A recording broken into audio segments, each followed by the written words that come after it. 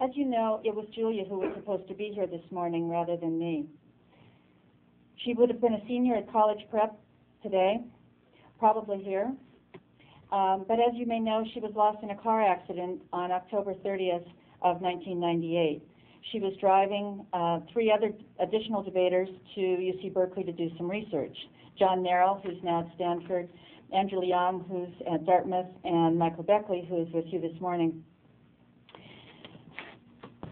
My husband and I established, after the accident, the Julia Burke Foundation as a vehicle to support causes of interest to Julia. You can learn more about the Julia Burke Foundation on the website that we just had set up last week. It's still being fine-tuned, but it's up and you can see it. It's at www.juliaburkefoundation.com. Pretty easy to remember. And also there, I want to mention that the videos that Brittany McLean has made, first a 20-minute version that many of you have known about. She put it out on the CXL, and hundreds of those have been sent out to various people among you.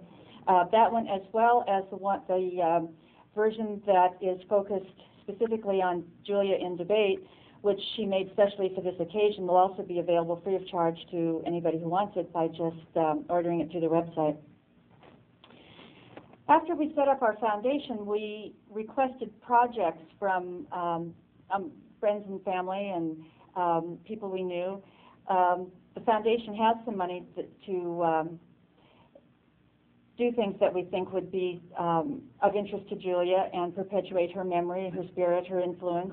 And last year, actually, at this tournament, I was having dinner with Eric Zampel, who was at Woodward Academy previously, now at Dartmouth. And he proposed that the foundation sponsor an award in Julia's name for a debater who would display many of the qualities of the award's namesake. Over last summer, many coaches and debaters from around the country put their heads together and came up with this award in its current form. There's 2 trophies, a perpetual trophy which will travel to the school of the recipient each year, and a smaller individual replica which will be awarded to the recipient to keep. The design of the trophy was by a man in Berkeley by the name of Randy Strong, a glass sculptor of considerable renown in the art world. He has work on display in the Louvre and the Rockefeller Collection, for sale at Gumps and Neiman Marcus and many other places throughout the world. And I might mention that over the course of the past year, as he was working on this, a tongue of fire for a debater, you might have noticed. I thought that was a pretty good idea.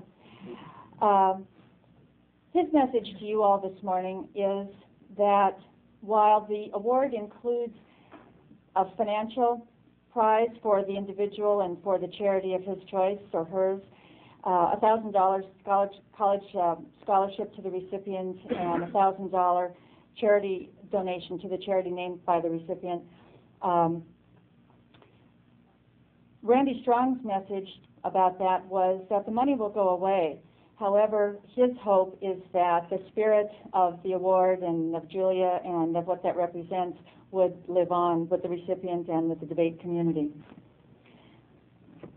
I also want to take this moment to especially thank Frank Seaver, the coach at Woodward Academy, for coming forward with the idea of the contribution to the charity of the recipient's choice, in addition to the award to the recipient.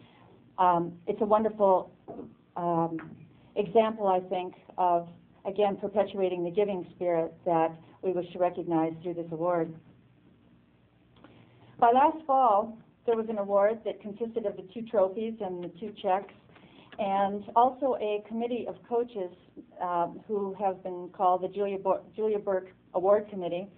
On the committee, overseeing the administration and selection process for the award are Alex Pritchard of Green Hill, Ryan Mills of College Prep, Dr. David Glass of Edgemont, Chris Wheatley of Pace, and Eric Zampel of Dartmouth, representing the foundation.